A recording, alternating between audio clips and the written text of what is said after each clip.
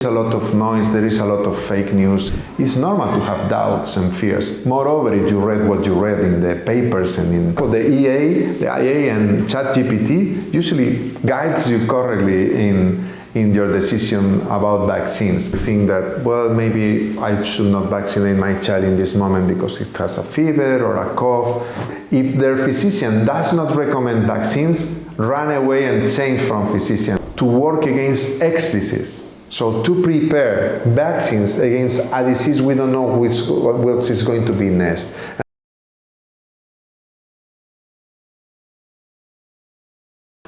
Bună ziua, senhor Torres, soy Nicoleta Găină, soy periodista newsmaker.md.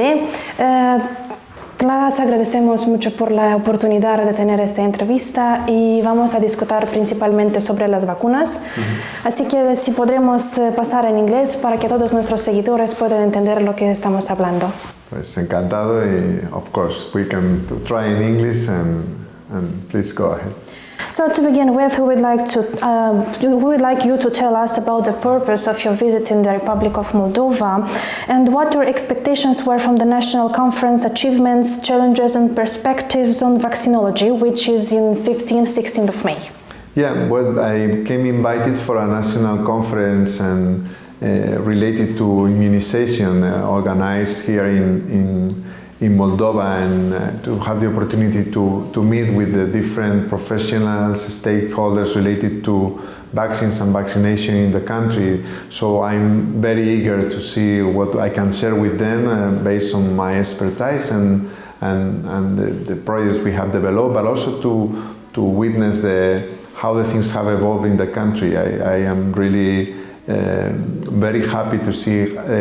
I visited Moldova many years ago, more than 10 years ago, officially with WHO, and I'm happy to come back and to see how things have evolved, how a strong immunization system the country has in place, and how the parents and the families are doing so great, and most of the children are being vaccinated, which I think it's one way of seeing the development and how a country evolves. This is our second question about how do you assess our country's efforts in the fields of vaccination in child health? Well, as I mentioned, I had the opportunity to come here several years ago, and I see really a great improvement. There is a great job, there is I think a totally different vision and attitude. You have a modern immunization schedule, you have plans. I yesterday listened to the Public Health Secretariat and they have plans to implement additional vaccines into the immunization schedule. You have educational plans, you have tracking systems. So I think you have a modern immunization schedule, and I think this reflects the maturity of a country, and it reflects how much a country is concerned about the future of its people. So I think you are in the right path, and I really have to put in perspective and in value the effort that the authorities are doing, but also the families and the parents are doing, following the advice, because there is no better way than immunizing to really protect those you really love. But what are your recommendations for the authorities in Moldova regarding immunization and prevention policies?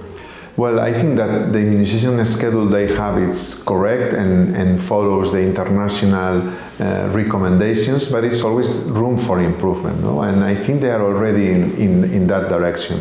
For example, the idea to widen the indications of human papillomavirus vaccine and to increase the age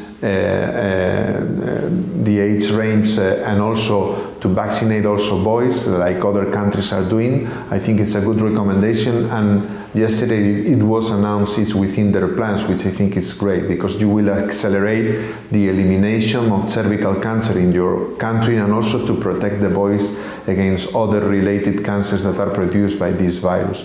But also the implementation of new vaccines against meningococcal disease, which is a life-threatening bacterial infection, and there are plans in the country to do so. So what I say is that I see an active and dynamic effort, and I think the commitment of the healthcare professionals and the population with this recommendation is essential, and it looks promising. But still, in our countries and in the Middle East, there are a lot of disinformation regarding vaccination. So how can authorities and healthcare professionals effectively prevent this misinformation about vaccination?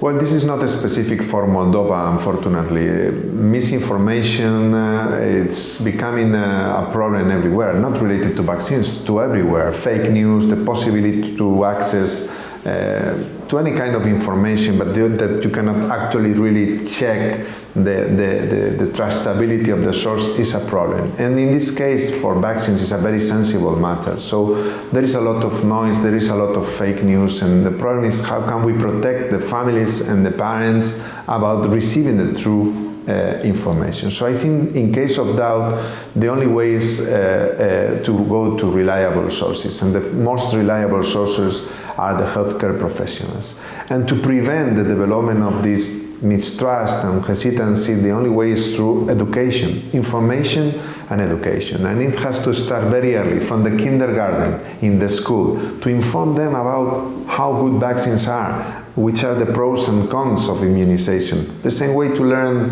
I don't know, how to use traffic lights. And when you are an adult, you decide if you want to do right or wrong, and if you cross with a red traffic light, it's up to you, but you know you are doing wrong. With vaccines, it's the same. We need to educate the children very early to really know the power and the importance of immunization. And as adults, they can freely choose what they want, but having the right knowledge for that.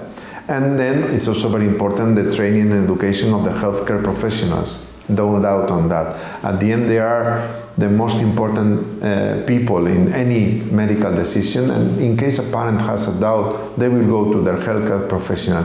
If he is adequately trained, informed, and updated, he will help the parents to make the right decision. Because at the end of the day, in cases of immunization, it's normal to have doubts and fears. Moreover, if you read what you read in the papers and in social media, that sometimes it looks like they're going to kill your baby or they're doing, I don't know, weird things. And this is not true at all. But it's normal that you may feel fear.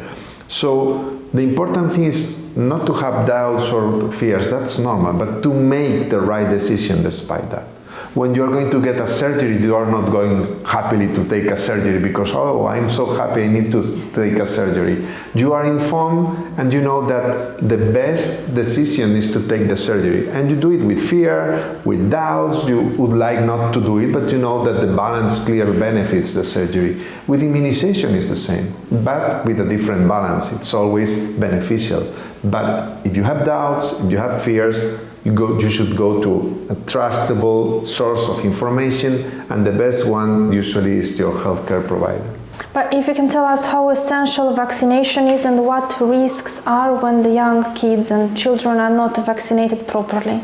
Yeah, well, I think there is not any powerful tool in medicine comparable to vaccines. This is the most powerful tool in terms of saving lives. The thing is that the vaccines are the enemies of themselves because you stop fearing what you don't see. So you don't fear polio because you don't see polio. And the reason you don't see polio is because we have been immunizing against polio in the world and in Moldova for several years. So now the young generation or the young parents don't fear polio, thanks God, because we have been able to control it through vaccination. So we need to take into account that parents may think that vaccinating their children is an active decision and non-vaccinating them is a passive decision, but it's wrong. The risk of any vaccination is nothing compared to the risk to naturally expose that child to the natural disease, to the natural infection.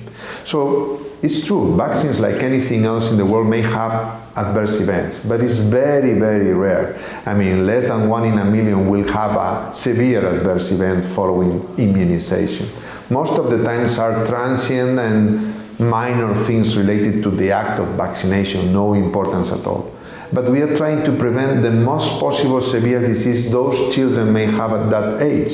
And by the time they experience that, it's too late if their children are not immunized. So clearly, the risk-benefit always favors vaccination because it always outweighs the risk of any potential adverse event.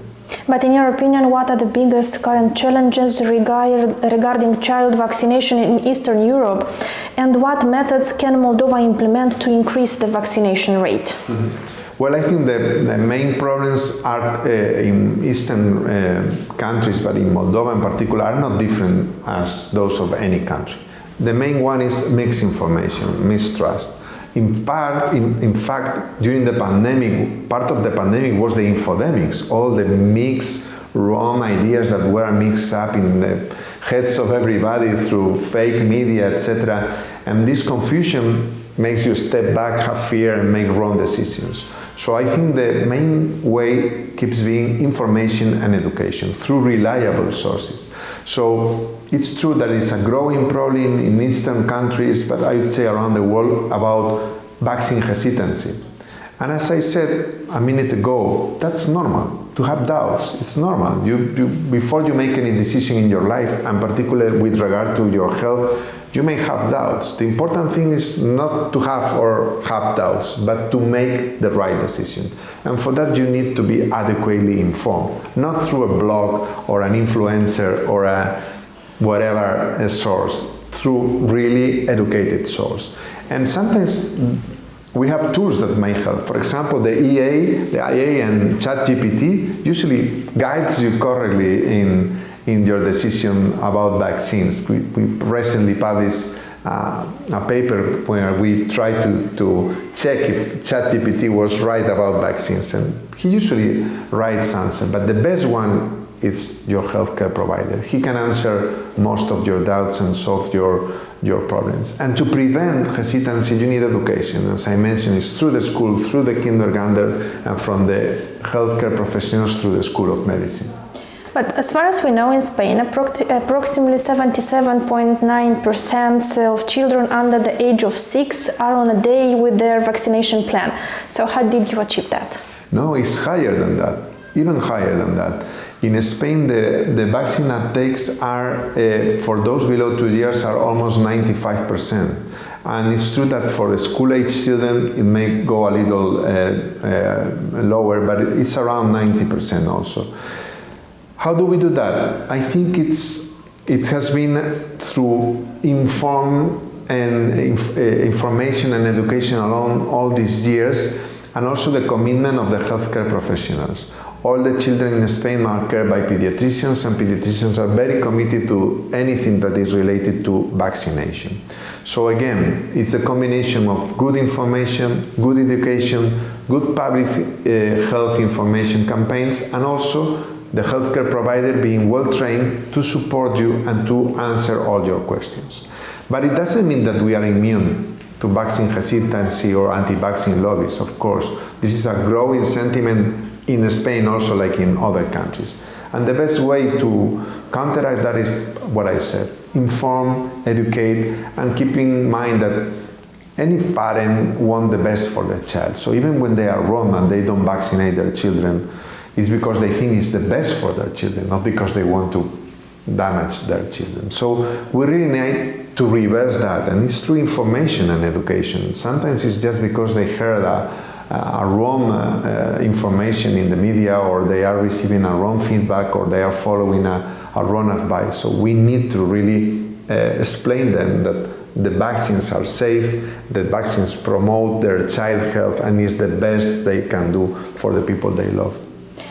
Should the measles vaccination be mandatory? Because we have read that your country has achieved 92% vaccination coverage against the measles, a percentage close to 95% threshold required for your common immunity. That's a very important thing. For measles is the most contagious infectious disease we know. So we know that the vaccines work amazingly well. And we have been able to interrupt in many countries in Europe, most of the countries in Europe, we have been able to interrupt the transmission. We don't have measles anymore. The problem is that it's so contagious that as soon as the immunization coverage goes down a little, then the virus starts to circulate again and can attack people that is not immunized or has particular risk conditions. So that is why it's so important to maintain the vaccine uptake above 95% for the 2 doses. So this is our goal, not for Spain, for every country around the world, because it's in our hands. If we are able to sustain measles vaccination above 90% in all countries, we can eradicate measles. No more measles ever. And this is, people don't fear measles, but probably half of the lives that vaccines have saved, that vaccines have saved in all the history are related to measles deaths that have been avoided through vaccination. So we don't see measles thanks to vaccination. So to solve the problem through mandatory or not mandatory, I don't think this is the solution. The solution is, again, information and education. If you make that mandatory, people can be more reluctant and reflect why they making, if this is so good, what they are making this mandatory. So it can backfire your strategy.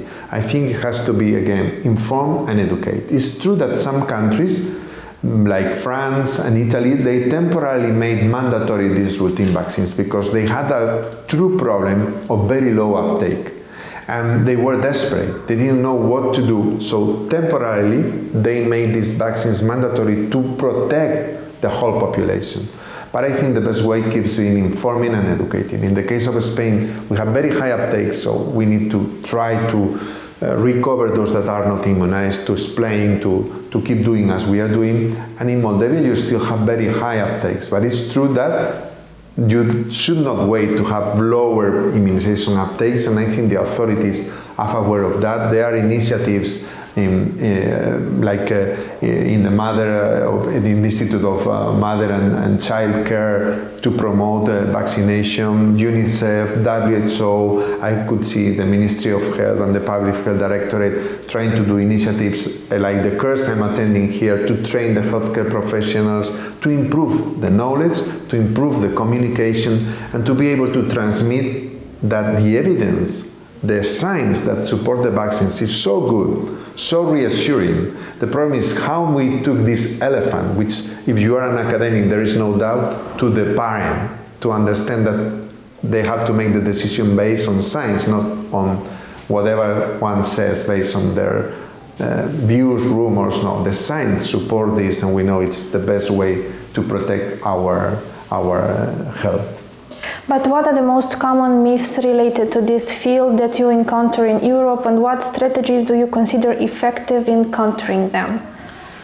Well, there are several myths. It may vary from countries to countries. Sometimes there are false contraindications that you think that, well, maybe I should not vaccinate my child in this moment because it has a fever or a cough. In those cases, for the eventual or unnecessary reasons to delay immunization, your healthcare professional will let you know what's the best. No? But it's important to immunize our children against all the vaccines recommended, with all the vaccines recommended, against all those diseases, but also in time. So if you wait, while you wait to be vaccinated, you are still unprotected. So we should not take that risk. In terms of myths and misunderstandings, there are as many as vaccines. Some vaccines like HPV, human papillomavirus, they have been blamed of everything that happens in the world. However, and after hundreds of millions of doses, we can tell that they were wrong. No one of these adverse events has been related to the vaccine. It's the other way around. The first girls that were immunized against human papillomavirus, it has been proved that there is a decrease in cervical cancer, that they are already protected against cancer. And the first countries that started to immunize against human papillomavirus, there is a decrease in the incidence of cervical cancer. So these vaccines are delivering their promises, and we have not seen any problem with regards to adverse events or any other thing. So I cannot go one by one, but most of the times it's just this disinformation or fake news, or based on a case report like, well, in that person that they received the vaccine and this happens. And you often mix a coincidental event with a causal event. Coincidental event is that something that happens at the same time to what is happening to you. but it doesn't mean it's the cause. I mean, I don't know, if you go out to this morning, you have a coffee and then you have a car crash accident, you don't blame the coffee. If I had not had the coffee, I would not have a car crash accident. You know what I mean? It's because your mind does not relate both events. They are just coincidence in time, but they are not causally related. But with things like vaccines, you may try to blame that. And maybe if I got vaccinated this morning and then I had a car crash accident, and people will say, see, if he hadn't gone to the immunization visit, he would not have that car crash accident. What I'm saying is that we usually mix things that are related in our mind or temporarily related, but there is not a real causal link. And vaccination is a very common thing because we are all immunized several times. So it's very easy when you get immunized that something that was going to happen anyway happens, and you try to link that to the act of vaccination, but it does not necessarily mean that they are the reason for that.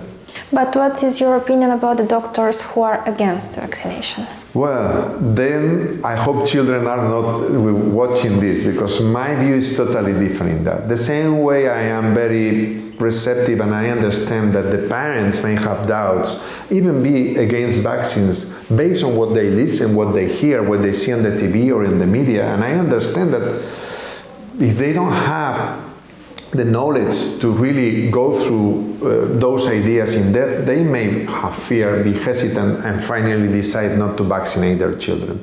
And I know they are wrong, but I understand they can feel fear and they can make that decision.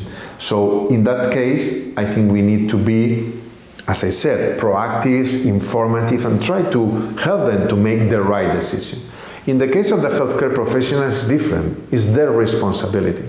So you cannot say you are against vaccines. For me, a physician that is against vaccines is like a physician that is against antibiotics, or a surgeon that says that he doesn't wash the hands because he thinks it's fine without that. It's going against nature, it's going against the evidence, and they have a responsibility. So for me, if someone is watching me and thinks about this, if their physician does not recommend vaccines, run away and change from physician, because he or she can be as outdated in the rest of medicine as he is for vaccination. Because it's no way that a person that has been trained in medicine doesn't know how powerful and important vaccines are for the health of their patients.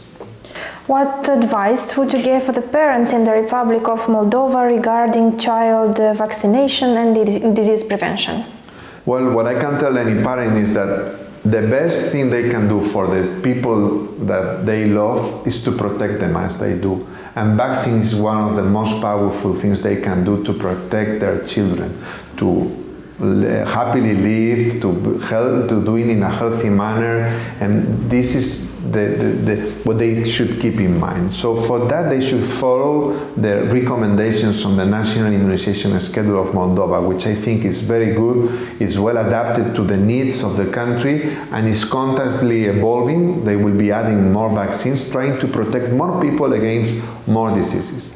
They should consider that the vaccines that are recommended in Moldova are against diseases that can actually kill or cause permanent disability in their children. And the only way to prevent that is through immunization. And in case they have doubts, they should talk with their physician, they should talk with their healthcare providers, they should go to a trustable source, not to the neighbor, not to the influencer, not to the TikToker. Go to trustable sources. And if they have doubts, that's the best way to solve. But they should consider that any vaccine may have eventually, very rarely have an adverse event. It's true, some of them. But in most of the cases, the risks are nothing compared to the benefits of being vaccinated. Now I'd like to talk a bit about your professional activity. Doctor, can you tell us what are the key milestones of your career you've built over the years in pediatry and immunization? Well, I mean, it's a difficult question for me. I mean, I've been working in the vaccine field and infectious disease for many years, and We have helped to develop several vaccines in my, not me, all the team in my region in Galicia, in Santiago de Compostela. We have done more than 150 clinical trials, and we have been able to work with more than 40 or 45 different vaccine candidates. So this is very rewarding because these vaccines help a lot of people around the world. So we think it's very important for the global health, because nothing is more powerful in terms of health than avoiding disease, and vaccines are the most powerful tool for that. We also work in the field of infectious disease in the search for biomarkers with genomics and trying to understand why we are not all at the same risk for every infectious disease, why we have different baseline risks based on how we are born and based on our genetics. And these are the two main areas of work: development of vaccines and also understanding of infectious diseases. But what made you to choose pediatrics and to dedicate yourself into the research of this vaccination and immunization? Well, I always wanted to be a pediatrician, probably because I belong to a family of pediatricians. Everybody in my family is my pediatrician. My grandfather was, my father, my sister, my uncle. There is a lot of pediatricians in the family, actually too many pediatricians. So I always saw the interest in medicine, and I like very much pediatrics because it's a very general specialty that allows you to see every angle of the disease. Later on, when I started to work in pediatrics, I got specialized in intensive care, pediatric intensive care. And I saw the damage of diseases like meningitis. I lost a lot of children that died in my hands trying to do the best of the team, and despite that they died. So I wanted to do better, and we try and we do research in the clinical field to improve the treatments, etc. But I discovered that the most powerful way is to avoid that to happen through vaccination. So we started to work also in parallel in the development of vaccines, in understanding this disease to prevent this happens. And that's why I ended also in the research area. I tried to solve problems that I could not solve in my daily practice with my patients, with a very clear translational view. It's like, okay, what I learned in this patient, I hope it can help to many other patients no matter where they are. And this is what we do. We now have a 50-staff research team. We have a professional clinical trial unit where we try different vaccines candidates for all ages, not only for children but also for pregnant women, for older adults, etc. And a research lab where we search for biomarkers using genomics, transcriptomics, and other omics science, trying to understand why the same microorganism, the same bacteria, sometimes generates a symptomatic or a mild disease in a patient, and in other it kills the patient in a few hours, being the same pathogen. So this is what we do, and for me it's very rewarding because research allows you also to connect your patient with all the world. Through research you can discuss your patient and make accessible to your patient all the means around the world, all the minds around the world working on that subject. You have coordinated numerous clinical studies and international projects. What has been the most challenging research project that you ever worked on? Well, the most challenging maybe depends on what. One of the most challenging has been all the sequence of EU grants that we have performed on life-threatening infections, which are called Euclids. Later we name it Perform, and now it's Diamonds. So it was difficult at the beginning to generate a big clinical consortium with hundreds of hospitals all around the world, specifically Europe, but also in Africa and Asia, to set up the network to be able to collect the samples and patients needed for the study. That was very challenging, but also very successful, because as a matter of fact, this consortium has been working for several years since then. And then, like a challenge, it has been more recent, the Gulf flu study. We have been able to randomize more than 100,000 Galician people, 65 to 79 years of age, And this is probably a record, at least for us for sure, because the complexity of the setup to be able to run such a big trial with individual randomization. So we are very proud of that, and well, we are looking forward to the next challenge. So what does antibody test mean? How reliable are the results? The antibody test? Yes. But which antibody you mean? So some parents are trying to do the antibody test before vaccination and after the vaccination too, to see if the vaccine worked. So how reliable are the results? Okay, that's a good question. I don't think it's necessary to do any test before vaccination. And also you'd say it's not necessary to do any test after vaccination to check if you are correctly protected. The reason is, first, it's expensive. Second, this has been proved before the vaccine has been licensed. So before we launch a vaccine, before a vaccine is part of the national immunization program, we have performed all these tests beforehand. That's why we do the clinical trials. So in those clinical trials, yes, we do measures before, we measure antibodies, we check the response after, and we see how everything evolves. But after doing in a few thousand and double checking that, we go to the authorities, the vaccine is authorized, and then we don't need to do that any longer, because we know that if we administer that vaccine, in the vast majority of the people that you immunize, if you follow the label of the vaccine, you will get the protection you were expecting. So I wouldn't do antibodies to detect before or after vaccination in general population, only in very high risk patients.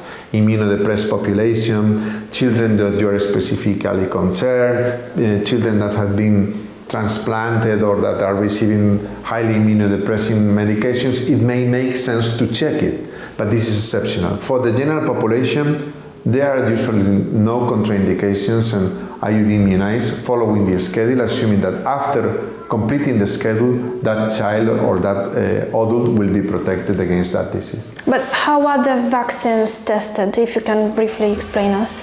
How they are tested? Well, nothing is more carefully tested than a vaccine. Before any vaccine reaches the market, it follows a series of steps that are overseen by the national authorities and by the regulatory agencies. So it's not that someone in the lab decided to make a vaccine or some pharma industry decided to make this or that. No, you need to follow very strict rules.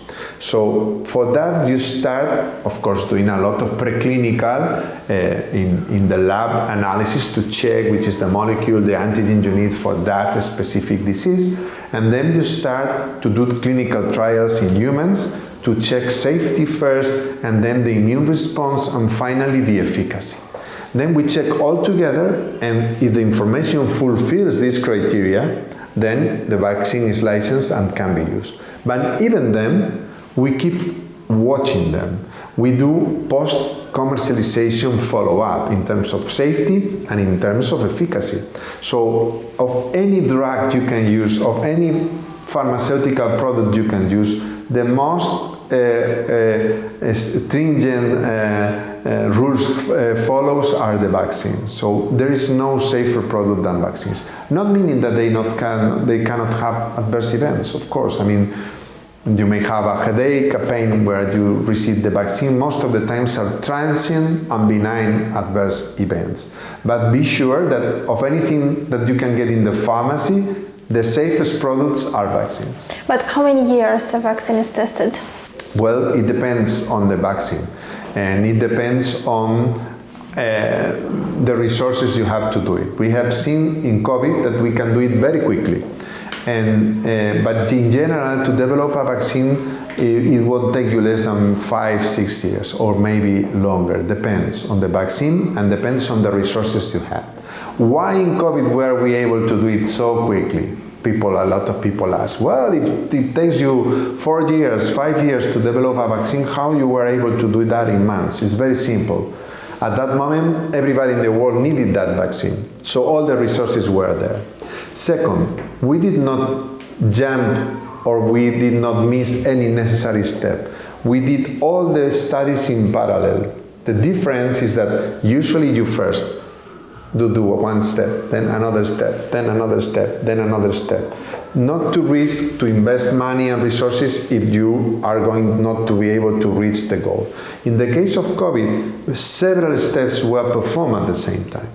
So even before the vaccine was licensed, we started to produce the vaccine, knowing that if they do not fulfill the criteria, all those vaccines generated would be wasted. So you have invested millions in vaccines that were not going to be used ever.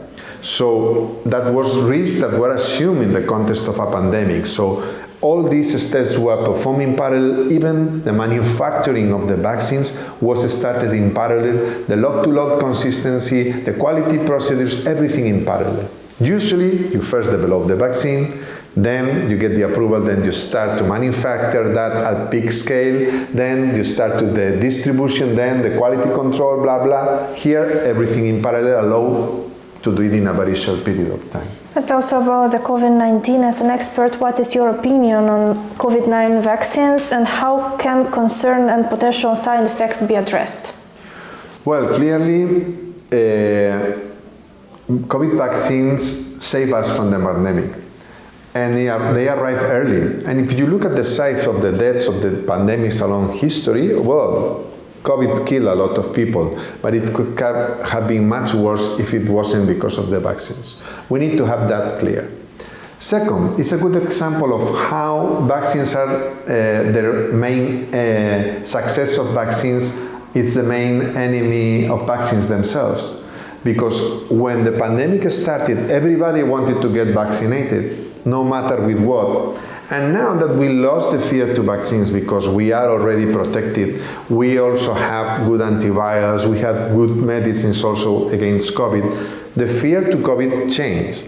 We don't fear the COVID now as we feared it 5 years ago. And then people think that the vaccine is not necessary anymore or that the vaccine is... No, we are here thanks to these vaccines and how they work. What has changed is that the virus has evolved and now we have also better tools to deal with COVID. So the indications of the vaccines have changed also. And now we are focusing the energy of COVID vaccination in very specific groups. Very high-risk groups, elderly population, because those that we know that can benefit more. So vaccines indications are adapted also to the situation, to the epidemiological situation. The current strain of SARS-CoV-2 of COVID is not the same as the Wuhan strain. So the scenario changed and the use of the vaccines have changed. But nobody should doubt that thanks to COVID vaccines, we are where we are and now talking without a mask and having this interview and living the life again. But are there concrete prospects for developing an universal vaccine against coronavirus or maybe the grippe? Well, I mean, we all are working in vaccines, and I can tell you, there is no disease at this moment someone is not working on the development of a vaccine. That's the strength and the power that vaccines may have. Sometimes it's easier, and sometimes it's almost impossible. Depends on the disease, depends on the tools. So for coronavirus, one of the aims is to develop a pan-coronavirus vaccine. So not only for SARS-CoV-2, but also for SARS-CoV-1 and any coronavirus that might emerge. In theory, that's possible. In practice, it's not that simple. So there are groups working on developing a common antigen that could cross-protect against all these coronavirus. And this pan-coronavirus vaccine is being under clinical development, but is still in early phases. We are also trying the same for flu and for other diseases, no? Because ideally it would be to have vaccines that are able to protect against many diseases at the same time. No? But it's a technological issue, and sometimes it's difficult to beat the nature and to find the solution. But many groups are working, and my group also working on development of next generation vaccines to deal with these threats. Furthermore, there is a global approach to work against X disease. So to prepare vaccines against a disease we don't know what is going to be next. And this is one of the post-pandemic approach that globally is being taken. Try to develop all the platforms that are ready to insert the antigen to develop the vaccine in the last minute, but everything else it's already in place to shorten to the maximum the time needed to develop a vaccine. But what vaccine research areas do you consider promising for the next decade? Well, I think that there are two main things, against pathogens in particular, and also the platforms that we have available. One good news is that we have new flexible platforms like the mRNA platforms that may allow us to develop vaccines very rapidly. It helped us with COVID, it saved us with COVID, but now we already have flu vaccines, RSV vaccines based on this platform. So this is constantly evolving. And with regards to vaccines that we are working and are near to us, I think we are working very well with vaccines against viruses. So we will have good vaccines against respiratory syncytial virus, we will have good vaccines against metapneumovirus, and we are working on better vaccines for arboviruses, which are vector-transmitted diseases, which I think it's a major threat in the coming years. Dengue and other vector-transmitted diseases pose a major threat to the global health. Also, we are working on vaccines, next generation of vaccines against tuberculosis, which is one of the big three, together with malaria. So I think the prospects are very good and very optimistic. But vaccines only work if they are used. So we also need to work in parallel with the idea that we need to use these vaccines. And no matter how good the vaccines are, no matter that the politicians and the policy and public health decision makers implement the vaccines into the immunization schedules, if we don't use the vaccines, we don't get the benefits. And clearly, the more advanced a country is, the better the immunization schedule is, the better the vaccine uptakes, the better the future of that country, because you have more people, healthier people that last longer and can enjoy their life and live better, and vaccines are the way through it. So here our interview comes to an end. Thank you very much again for the opportunity to discuss about vaccination.